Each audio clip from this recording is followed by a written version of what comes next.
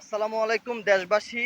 আমরা এখন আছি লক্ষ্মীপুর সদর উপজেলার ১৯ নং তেয়ারীগঞ্জ ইউনিয়নের ৯ নং ওয়ার্ড, এটাকে সরবতী বলে। এই সরবতী মুলুবিরাট বাজারের একটু উত্তর পাশে রাজাগো ব্রিক ফিল্ড বলে। এই ব্রিক ফিল্ডের আধা কিলো পশ্চিমে এদিকে কোনো সংগঠন ঢুকে না। আমরা আবু তোয়া আদনান হুজুরের ফাউন্ডেশন তোহা জিন্নুরাইন থেকে আসছি। এদিকে আসছে আমরা ১৫০ পরিবারের জন্য চাল ডাল তেল নিয়ে আসছি। আমাদের ৮টা রকম প্যাকেট করা আছে। তো এদিকে দেখতে পাচ্ছেন প্রত্যেকটা ঘর ডুবে গেছে। এভাবে ১-১৫০ পরিবার আছে। এটাকে বলে বয়স্কর। এই বয়স্করে কেউ ঢুকে না, ফানি বুক সমান। আপনারা আমাদের ভিডিও অনেকগুলো আছে, দেখবেন, ছবি দেখবেন। এই এলাকার মানুষ খুবই কষ্টে আছে। আমরা প্রত্যেকটা ঘরে চেষ্টা করছি খাবার পৌঁছে দেওয়ার জন্য। এদিকে এক সপ্তাহ আগে কিছু শুকনো খাবার আসছিল, এরপরে আর কোনো খাবার আসে নাই।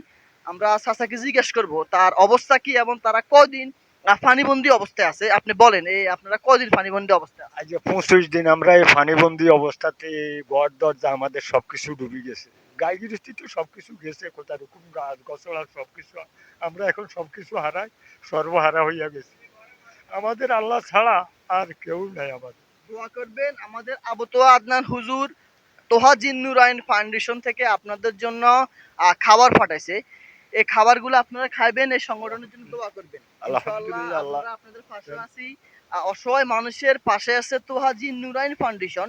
লক্ষ্মীপুরে কমলনগর, রামগতি, লক্ষ্মীপুর সদরে কাজ করতেছে।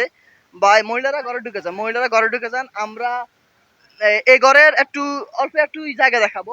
এই ঘরে দেখতে পাচ্ছেন ফানি, আর এই পাশে আরেকটা ঘর আছে। এই ঘরে দেখতে পাচ্ছেন, আজকে একটু ঘরে ঢুকেন। এই ঘরে দেখতে পাচ্ছেন ফানি। কি বলবো, আর বলার ভাষা নেই। বাইকে এখন আমরা টান দিব। বাইরের হাতে দাও একটা ছবি নিয়ে ভিডিওর মাঝখানে। বুঝছো?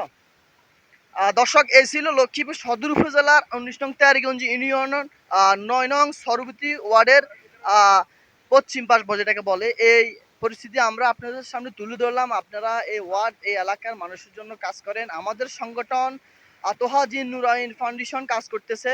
আমরা এই সংগঠনের স্বেচ্ছাসেবী হিসাবে আজকে অনেক পরিশ্রম করছি। আল্লাহ আমাদের এই পরিশ্রম দেখতেছে। আল্লাহ পাক আমাদের সবাইকে মানুষের কাজ করার জন্য কবুল করক। আর সকলে আমাদের জন্য দোয়া করবেন।